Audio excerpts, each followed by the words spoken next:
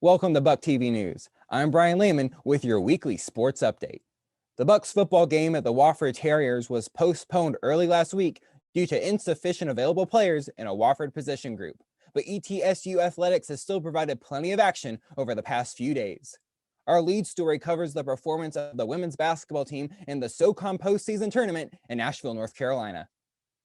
Despite checking into the tournament having only won a single conference game this season, the women's basketball team shocked the SoCon by upsetting the #1 seeded Sanford Bulldogs in Thursday's opening round matchup.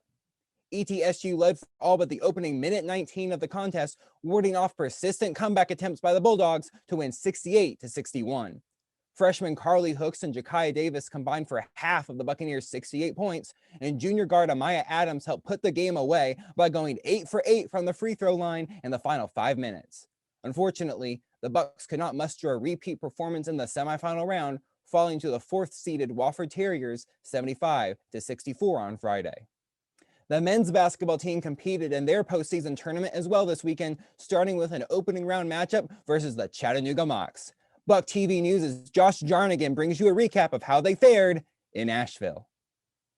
ETSU overcame adversity to defeat in-state rival Chattanooga on Saturday, who got the best of the Bucks in a heartbreaking regular season sweep. After getting off to a rough 11-2 start, the Bucks offense kicked into gear as they stormed back to take a 23-21 halftime lead.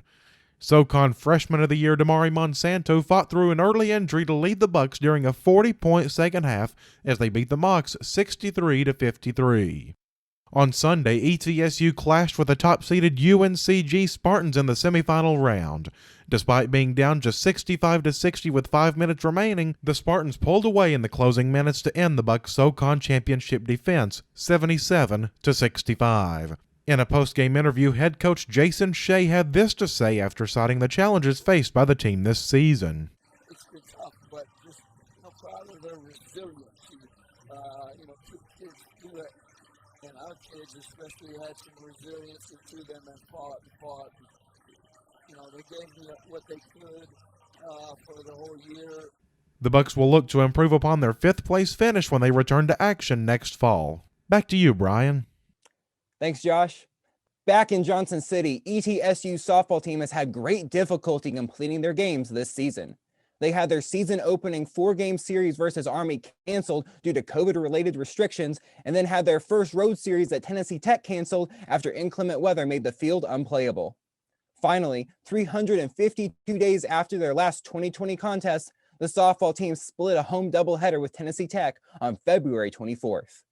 That weekend, the Bucks went 3-1 at the Wings ETC Classic in South Carolina, but once again had their season interrupted when Friday and Saturday's games against Presbyterian and Gardner-Webb were also canceled. Now the 4-2 Buccaneers anticipate a Tuesday afternoon doubleheader when the Appalachian State Mountaineers visit Betty Basler Field. The first game is set to begin at 3 p.m. on March 9th. Transitioning to the baseball diamond, ETSU won their series against the visiting Eastern Kentucky Colonels, coming from behind to win their Friday matchup before splitting their Saturday doubleheader. The Bucks scored in bunches on Friday as RBI leader Ethan Cady drove in 6 on a 3-run homer in the 3rd and a 2-out bases-clearing double in the 6th. Before the inning was over, Cady scored the deciding run on a Bryce Hodge single to give the Bucks a 7-6 victory in their series opener. On Saturday, it was sophomore infielder Ashton King who homered, tying the game up with a 2-run blast in the 6th. The game went to extra innings, and ETSU came out on top in the bottom of the 10th when the opposing pitcher walked in the game-winning run. The Colonels' offense came to life in the second game of their doubleheader, scoring 9 runs across 6 innings. The Bucks made it close with a 3-run 8th, but fell 9-7 after going down in order during the final inning. That will wrap up this week's sports edition of BucTv News. Check back for campus news on Wednesday. I'm Brian Lehman, and on behalf of BucTv News, have a great week.